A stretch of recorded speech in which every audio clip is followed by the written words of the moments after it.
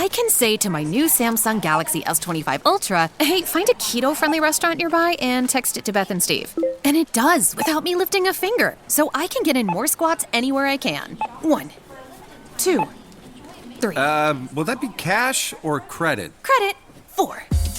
Galaxy S25 Ultra, the AI companion that does the heavy lifting so you can do you. Get yours at Samsung.com. Compatible with select apps. Requires Google Gemini account. Results may vary based on input. Check responses for accuracy. This episode is brought to you by Shopify. Forget the frustration of picking commerce platforms when you switch your business to Shopify, the global commerce platform that supercharges your selling wherever you sell. With Shopify, you'll harness the same intuitive features, trusted apps, and powerful analytics used by the world's leading brands. Sign up today for your $1 per month trial period at shopify.com/tech, all lowercase. That's shopify.com/tech.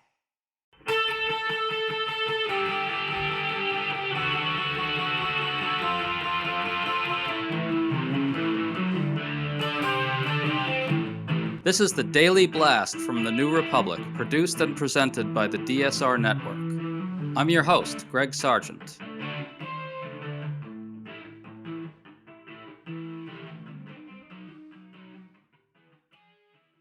By now you may have heard that President Trump's most senior officials discussed war plans on Signal, and that the group chat actually included Jeffrey Goldberg of The Atlantic. Goldberg published his findings, and it caused an explosion in Washington, with many Democrats calling for an investigation and even the occasional Republican slamming this as an unacceptable security breach. President Trump was asked about this, and shockingly, he claimed not to know anything about it. What struck us, though, is what Trump didn't say. He failed to say that he's going to get to the bottom of this mess and that it should have never happened. Today we're trying to dig through all this with the perfect guest, veteran national security lawyer Bradley Moss. Brad, thanks for coming on, man. Absolutely, anytime. So National Security Advisor Mike Waltz, Director of National Intelligence Tulsi Gabbard, Vice President J.D. Vance, and Defense Secretary Pete Hegseth, and some others were talking on Signal about their upcoming plans to bomb Yemen's Houthis, to open up shipping in the Red Sea. Somehow the Atlantic's Jeffrey Goldberg got included. The top officials argued a bit about the plans, and then soon after, Hegseth openly shares operational details about the move itself, about the operation itself. Can you lay out what happened here, Brad? This is the movie Idiocracy come to life. I mean, this is just completely reckless. So to be clear, what we know so far is that on the commercially available, Signal encrypted chat platform, which everybody and anybody in DC uses, these various senior officials were discussing a number of things regarding the upcoming attacks they were going to launch against the Houthis. And what originally looked like a set of policy discussions quickly devolved into extensive details about how these attacks would take place, by what units, what locations, what the government knew about, foreign, entities. And it demonstrated nothing less than complete disregard for the very nature of secure communications. These are officials who are trusted with some of the most sensitive secrets the U.S. government has, who serve in some of the most sensitive positions within the U.S. government with all kinds of authority and leverage and discretion. And they are acting like 14-year-old children on this chat, thumping their chest and sending emojis back and forth the way my teenage daughter does. Well, Brad, I want to ask you, it's common enough, as you said, for top officials to communicate via Signal about certain things, but is it typical for the country's top national security officials to talk this way on Signal about extremely sensitive military operations, as well as the complicated considerations that go into them? The Signal app isn't an approved channel for such communications, is it? How serious a breach is this? This could be a very significant breach, if for no other reason than, it's a commercial platform. It's not controlled by the U.S. government. Other foreign governments almost certainly have tried to breach it and steal information from it. But no, it is absolutely not authorized for any type of classified discussion. So there's two legal concerns that a lot of us have right now.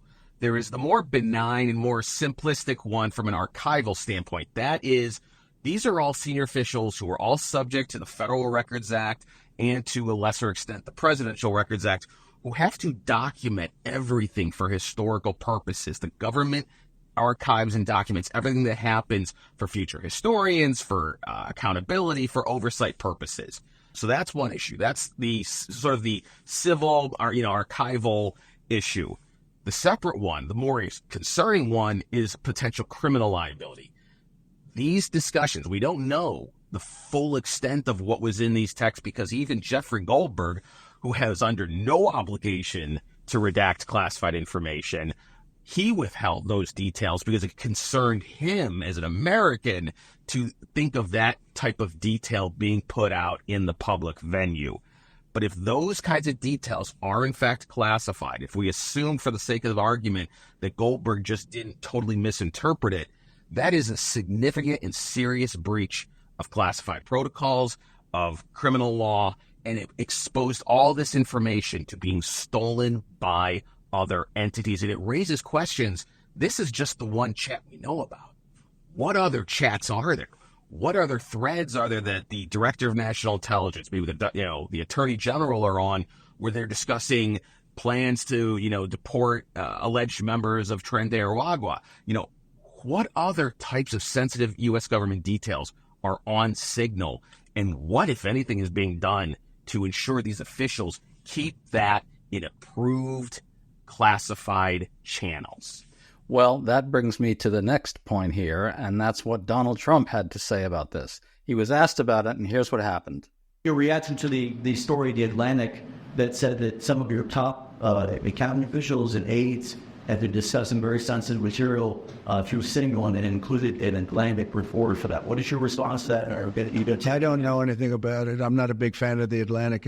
To me, it's a magazine that's going out of business. I think it's not much of a magazine, but I know nothing about it. You're saying that they had what? They were using Signal to coordinate on sensitive materials and having to do with what? Having to do with what? What were they talking about? With the Houthis. The Houthis? You mean the attack on the Houthis? Well, it couldn't have been very effective because the attack was very effective. I can tell you that. I don't know anything about it. You're telling me about it for the first time. Brad, note that Trump's immediate instinct is to be angry at The Atlantic for reporting this, not to wonder whether it's actually true or why it happened, or to say that he's going to get to the bottom of it and fix any problems that led to this mess. Everything is always about whether something is embarrassing to him. This is not what he should be focused on. It's not ideal to have a megalomaniac like this in charge in such situations. What do you make of that, Brad? Yeah, you have to feel bad for poor Donald Trump. He is the last person in this government to ever know anything. It's always I know nothing about it. I didn't hear anything about it. You're all fake news. You're the enemy of the people response. And that's what you saw here. And yeah, just as you noted, his initial concern wasn't, this is really concerning to me as the chief, the commander-in-chief and the ultimate classification authority. I'm going to personally look into this to make sure that my appointees, my cabinet officials are complying with the law. And if they're not, I will take action because I am the ultimate decider of national security protocols. No, only thing he knew to do was to attack The Atlantic and say, I know nothing else, because that's who Donald Trump is. Accountability, laws, procedures, those only apply to other people. They don't ever apply to Donald Trump. Exactly right. And we should note that a spokesperson for the administration actually confirmed that the exchange was real. So we know it happened. We know this happened, and Donald Trump refused to address, something that had actually been confirmed. Yeah, and I'm sure Donald Trump had no idea that statement had gone out. I'm sure Donald Trump knew nothing about the story. He was probably busy jumping between hitting the Coke button on his desk, maybe, chatting up some business deal from people at Mar-a-Lago and discussing his next tea time. That's the entirety of what his presidency is. He is sort of the puppet head. He sits there to ramble to the press, to show off his signature, and then to go play golf. He has no insight into what truly happens in this government, and he's left it to what I would politely describe as a bunch of unserious gaslighting trolls, not qualified professionals, but people whose entire ethos is premised on political gaslighting, from the Attorney General to the Director of National Intelligence to the Secretary of Defense. All of them, their entire background is political, not necessarily this area of expertise and professionalism. Spring is finally here. For us in DC, that means cherry blossom, warmer weather, and more breaking news each and every day. To stay up to date on all the news that you need to know, there's no better place than the DSR Network. And there's no better way to enjoy the DSR Network than to become a member. Members enjoy an ad-free listening experience, access to our Discord community, exclusive content, and more.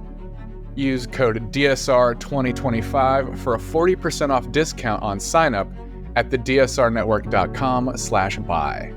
That's code DSR2025 at thedsrnetwork.com/buy. Thank you, and enjoy the show.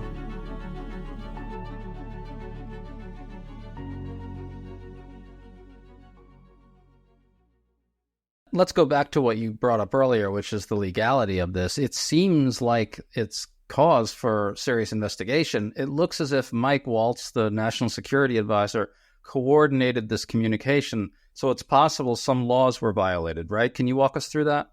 Sure. So this would almost certainly violate the Espionage Act in that they were placing classified information, or more broadly, national defense information, into an unauthorized location, namely the Signal chat, which is not authorized to contain classified discussions. They were disseminating it to other individuals. Possibly, it's questionable if whether or not everybody in that chat had the requisite need to know. But putting aside that, they're disseminating it to Jeffrey Goldberg.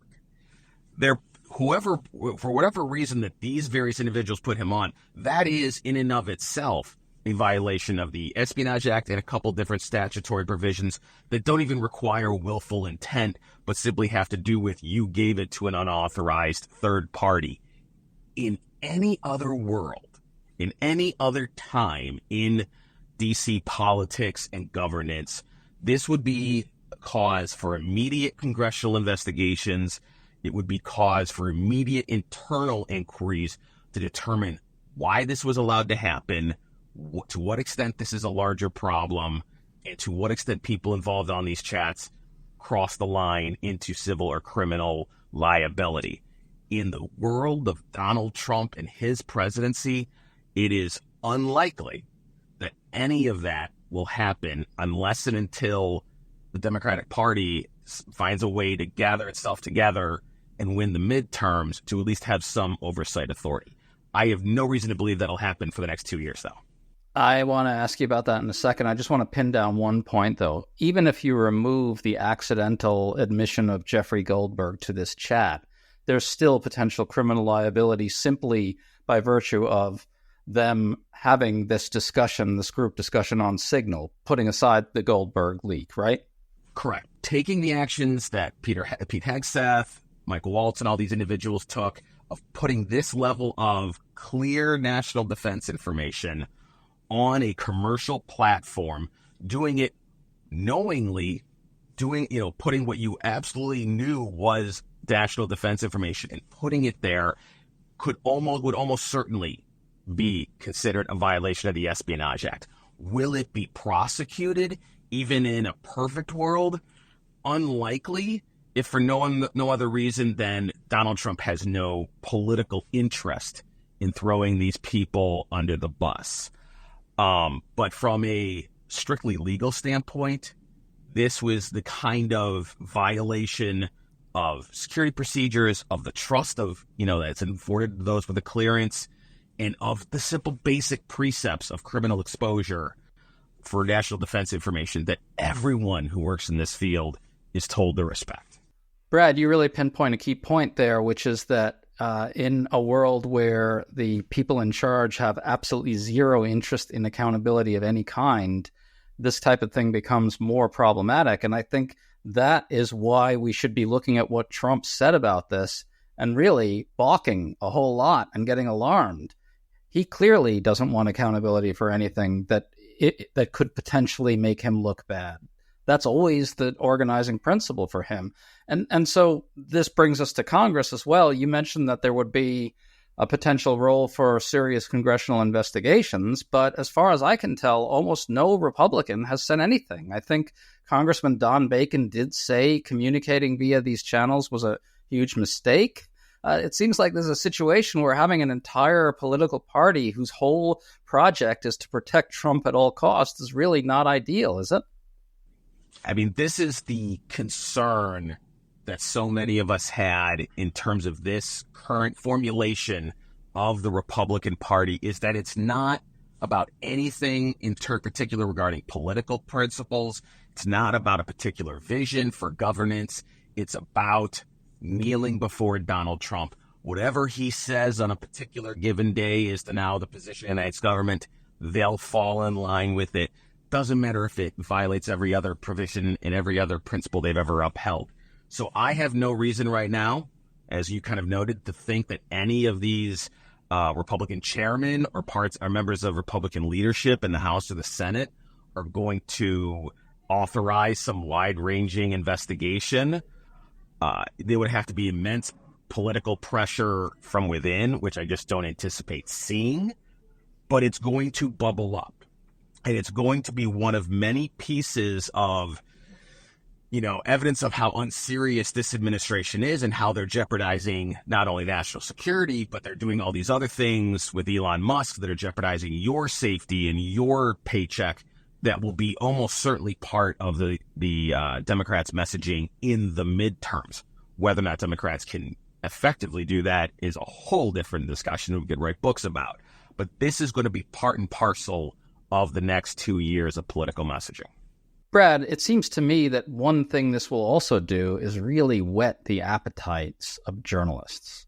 They're going to really start pushing very hard to look at more such situations that could be developing.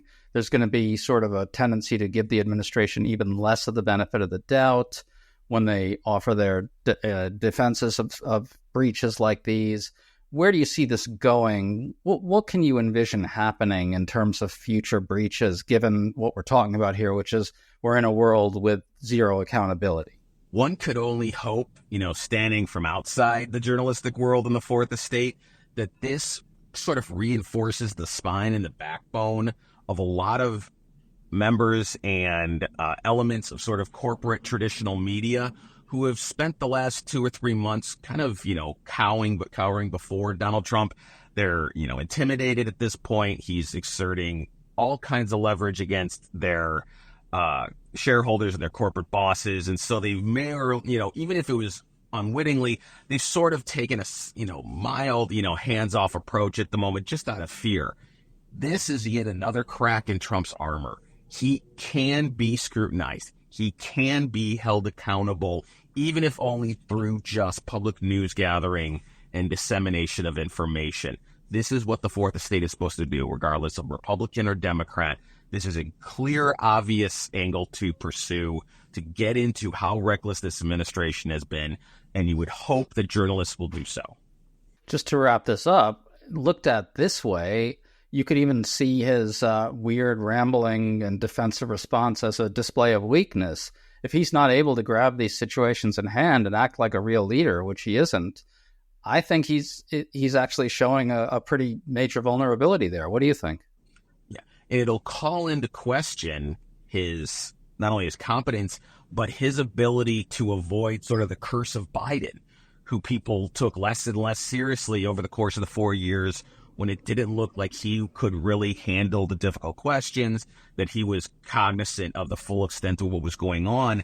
That's got to be Trump's biggest fear, because he's only got about 18 months until he becomes irrelevant. The moment the midterms are done and everybody starts angling for the presidential run in 2028, he becomes an irrelevant lame duck, and it's going to drive him nuts. He is either going to pull himself together at this point, or he's going to watch these types of stories chip away at his political armor, chip it away of the ethos, the myth of Donald Trump as an invincible political titan who's taken down all these political families. and it will drive him crazier and crazier to not be able to control what is going on and to be viewed, to be seen as simply an ineffectual puppet. 100%. I would even add that Donald Trump knows as well as anybody that he has no effing business standing up there, and that's why he lashes out whenever the emperor's clothes are ripped off so violently. Absolutely, absolutely. That's always been his concern, that he be exposed. Brad Moss, thanks so much for talking to us, man. Really good conversation. Not a problem. Talk soon. You've been listening to The Daily Blast with me, your host, Greg Sargent. The Daily Blast is a New Republic podcast and is produced by Riley Fessler and the DSR Network.